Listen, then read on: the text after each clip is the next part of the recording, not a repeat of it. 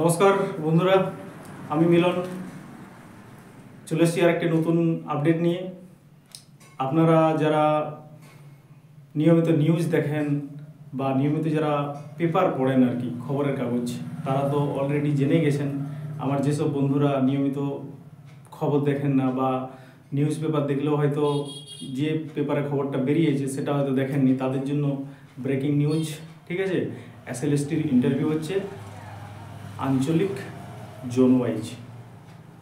তাহলে কোন জোনে কোথায় ইন্টারভিউ হবে, তার হেড অফিস কোথায়, কোন কোন ডিস্ট্রিক্ট পড়ছে, এর সুবিধা কারণ অসুবিধা সব কিছু বিস্তারিত আলোচনা করব। শেষ পর্যন্ত দেখুন, তাহলে একটা স্পষ্ট ধারণা তৈরি হবে। তাহলে প্রথম যে পয়েন্টগুলো নিয়ে আমরা ডিসকাস করব, যে ডিস্ট্রিক্ট লিস্ট বলবো, আর এর হেডকোয়ার্টার হেড অফিস কোনটার কোথায় আছে,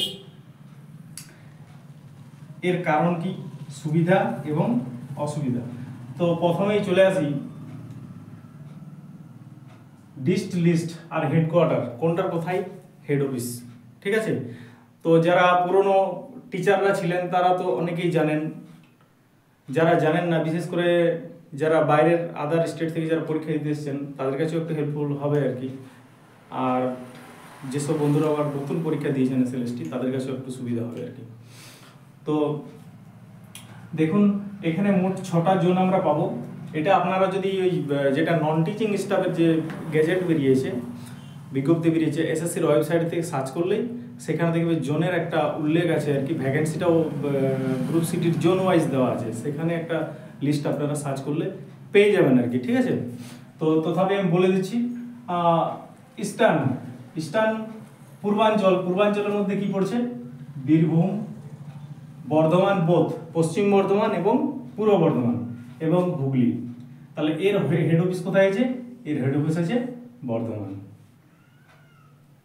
নাগার্ন যে রিজন, কোচবিহার, আলিপুরদুয়ার, জলপাইগুড়ি, মালদা, মুর্শিদাবাদ, দিনাজপুরের দুটো, দক্ষিণ এবং উত্তর দিনাজপুর দুটোই থাকছে, তার সঙ্গে শিলিগুড়ির হাফ একটা সাব ডিভিশন থাকছে এখানে আপনার এই নাদার্নের মধ্যে আর কি।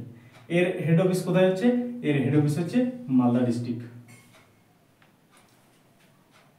সাউথ ইস্টার্নের মধ্যে নদিয়া, নর্থ 24 পরগনা, তাহলে এর হেড অফিস কোথায়, বারাসাত। সাউদার্নের মধ্যে পড়ছে কলকাতা, হাওড়া এবং সাউথ 24 পরগনা, এর হেড অফিস হচ্ছে কলকাতা, এটা বারাসাত বললাম। ওয়েস্টার্নের মধ্যে পড়ছে ঝাড়গ্রাম পশ্চিমাঞ্চল, পুরুলিয়া, বাঁকুড়া, মেদিনীপুর দুটোই, পূর্ব এবং পশ্চিম মেদিনীপুর, এর হেড অফিস কোথায়, বাঁকুড়া। এই হিল ডিস্ট্রিক্ট রিজিয়ন যেখানে আছে, হিল ডিস্ট্রিক্টের মধ্যে দার্জিলিং, কালিম্পং এবং শিলিগুড়ির কিছুটা অংশ এর আন্ডারে পড়েছে, এর হেড অফিস হচ্ছে দার্জিলিং। তাহলে এখান থেকে যেটা আমরা সুবিধা পাবো, কি সুবিধা পাবো, যে কোন কোন অঞ্চলে জোনে কোন কোন জেলা পড়ছে সেটা আমরা জানতে পারলাম। ঠিক আছে, এবং সেই সঙ্গে হেডকোয়ার্টার মানে কোথায় অফিসটা আছে, ইন্টারভিউ যদি নেয় তাহলে সেই যেখানে অফিস আছে তারই মানে কাছাকাছি, সেই অফিস অঞ্চলের কাছাকাছি কোনো একটা কলেজে অনুষ্ঠিত হবে বা এসএসসি দপ্তরগুলো তো হতে পারে আর কি। ঠিক আছে, তাহলে এখানে যারা ডিস্ট্রিক্ট ওয়াইজ জোন দেখলেন তারা হেড অফিসগুলো এখান থেকে বুঝতে পারলেন। তাহলে একটা ধারণা তৈরি হলো যে কোন কোন ডিস্ট্রিক্টের আপনার ঠিকানা, আপনার কোথায় ইন্টারভিউ হতে পারে, তার একটা ধারণা তৈরি হবে এটার থেকে আর কি। এরপরে চলে আসি এর কারণ কি। এর কারণ হচ্ছে এসএসসি সূত্রে যেটা বলতে চাইছে যে ডিসেম্বরের মধ্যে ওনাদেরকে সমস্ত নিয়োগ প্রক্রিয়া মানে কমপ্লিট করতে হবে। তো ডিসেম্বরের মধ্যে যদি কমপ্লিট করতে হয় তাহলে নভেম্বরের ফার্স্ট উইকে তো রেজাল্ট বা ইন্টারভিউ লিস্ট পাবলিশ হয়ে যাচ্ছে, সঙ্গে সঙ্গে এক সপ্তাহ পরে ইন্টারভিউ শুরু হয়ে যাচ্ছে।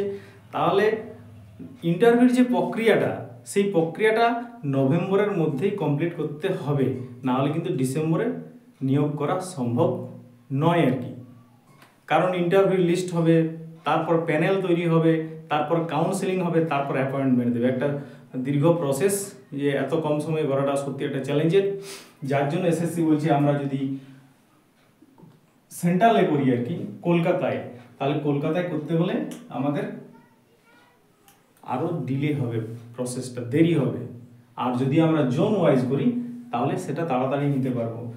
35,000 ভ্যাকেন্সি, তাহলে সেই অনুপাতে প্রায় 50,000 জনকে ডাকবে ইন্টারভিউ, তাহলে সেই আর কিছুটা তো ভ্যাকেন্সি, 2-5 ভ্যাকেন্সি তো আপডেট হবেই আর কি। তো সেখানে 50,000 যদি জনকে ডাকে, 50 থেকে 60,000 জনকে যদি ইন্টারভিউ ডাকে, তাহলে এতজনের ইন্টারভিউ নেওয়া কলকাতা কেন্দ্রিক যদি হয় তাহলে কিন্তু সেটা নভেম্বরের 2-3 সপ্তাহের মধ্যে ইন্টারভিউ নেওয়াটা কিন্তু সম্ভব নয়, ওনারা এটা বলছেন আর কি। এরপরে এর সুবিধা কি?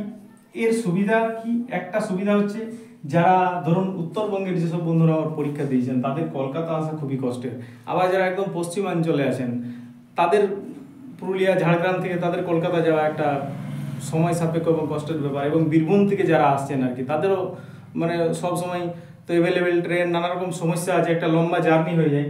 যার জন্য যদি এটা জোন ওয়াইজ হয়ে যায় তাহলে ওনাদের কাছাকাছি ইন্টারভিউটা দেওয়ার একটা সুবিধা হবে, তাহলে তাদের একটা লম্বা জার্নি করার দরকার হবে না, সময়টা তাদের কাছে বাঁচবে। এবং ঠিক আছে, কারণ ইন্টারভিউ দিতে গেলে এমন তো নয় যে রিটিন পরীক্ষা নিয়ে যে বাস থেকে নেমেই তড়িঘড়ি সেন্টারে চলে গেলাম, পরীক্ষা দিয়ে বেরিয়ে গেলাম। ইন্টারভিউ মানে একটা তোমার পোশাক ড্রেস ট্রেসের ব্যাপার আছে, আপনার মেন্টাল একটা মানে প্রস্তুতির দরকার আছে, এবং সময়ের তো আগে যেতেই হবে আর কি। তো ভেরিফিকেশান, ডকুমেন্টস, অরিজিনাল, নানা রকম একটা সমস্যা আছে। তাহলে যদি এটা হয়ে যায় জোন ওয়াইজ তাহলে সেই অসুবিধাটা অনেকটা সলভ হবে আর কি। কাছাকাছি ডিস্ট্রিক্ট বা পাশের ডিস্ট্রিক্টে কেউ কেউ ইন্টারভিউ দিতে যাবে আর কি, তার দূরত্বটাও কমবে এবং ঝুঁকিটাও কমবে আর কি। অসুবিধা কোথায়? যদি কলকাতা কেন্দ্রিক সেন্ট্রাল ইন্টারভিউ হয় আর কি, তাহলে সেক্ষেত্রে অসুবিধা যেটা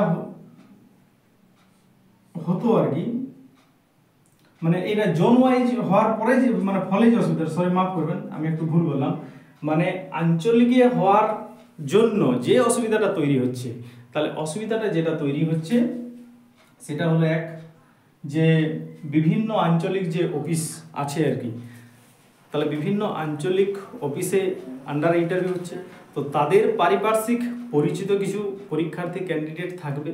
তো সেখানে কিন্তু যে একটা মূল্যায়ন, বিভিন্ন অঞ্চলে যে ইন্টারভিউ নাম্বার দেওয়া, সেটা বিভিন্ন রকম হতে পারে, এবং এখানে একটা ইন্টারভিউ নম্বরে একটা দুর্নীতি হওয়ার আশঙ্কা থেকে যাচ্ছে। যেহেতু এখানে 10+10 ইন্টারভিউ 10 আর ডেমনস্ট্রেশন 10, 20 নাম্বার আছে। 20 নাম্বার মানে একটা ইন্টারভিউ অনেকটা মানে নির্ভর করছে আর কি সেখানে এগিয়ে যাওয়া পিছিয়ে যাওয়াটা। কাউকে যদি 20 দিয়ে দিল আর কাউকে যদি 6 দিয়ে দিল, তাহলে কিন্তু ডিফারেন্স তো অনেক, রিটেন সে কতই বেশি পাবে আর কি। 7, 8, 10 বেশি বলে সে তো তার থেকে 14 বেশি পেয়ে যাচ্ছে, একাডেমি কম থাকলেও সে বেরিয়ে যাবে আর কি। ঠিক আছে, তাহলে এই বৈষম্যটা হতে পারে। অধিকাংশ পরীক্ষার্থী কালকে খবরটা দেখার পর অনেকেই মন খারাপ হয়েছে, আবার অনেকের ভালোই হয়েছে, যতদূর যেতে হবে না আর কি। আর কলকাতা কেন্দ্রিক যদি হতো আর কি, তাহলে কলকাতা ইন্টারভিউ হলে সেখানে কলকাতা বা সংলগ্ন কাছাকাছি যে ডিস্ট্রিক্ট, সেখানের ছেলেদের একটা সুবিধা হতো, আর পরিচিতিটা একটু কম থাকতো আর কি যারা ইন্টারভিউয়ার আর কি। এখানে কিন্তু অনেক বেশি জায়গা যেহেতু হচ্ছে আর কি, বেশি লোক ইন্টারভিউ নেবে আর কি, সেক্ষেত্রে এই যে নাম্বারটা সেটার একটা কম বেশি পাওয়ার একটা আশঙ্কা সবাই করছে আর কি। তাহলে এখানে বলছে একটা দুর্নীতি বা স্বজন পোষণ হওয়ার সম্ভাবনা আছে আর কি, এটাই এর অসুবিধা আর কি। ঠিক আছে, আর সুবিধার দিক কোনগুলো? যে কাছাকাছি ডিস্ট্রিক্টে আপনারা যাবেন, ইন্টারভিউ দেবেন আর কি, সেখানে আপনাদের রিস্ক থাকবে না, ডকুমেন্টস নিয়ে যাওয়া, থাকা খাওয়ার সুবিধা হবেন, অসুবিধাটা হবে না আর কি।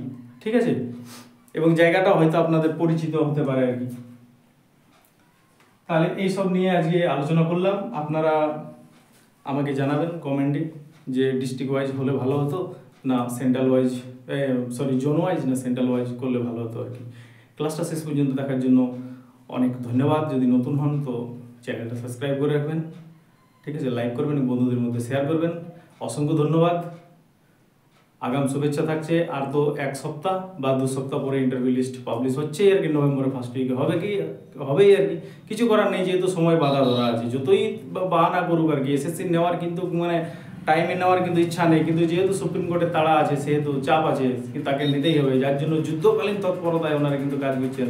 কানে তেল নিয়ে কিন্তু এসএসসি দপ্তর যে স্টাফরা তারা কিন্তু ঘুমোয়নি এই ছুটিতে, তারা কিন্তু নিজেদের কাজ কিন্তু যুদ্ধকালীন তৎপরতায় চালিয়ে যাচ্ছেন। ঠিক আছে, তো সবার জীবনে খুশি আসুক আর কি। ঠিক আছে, থ্যাংক ইউ সো মাচ।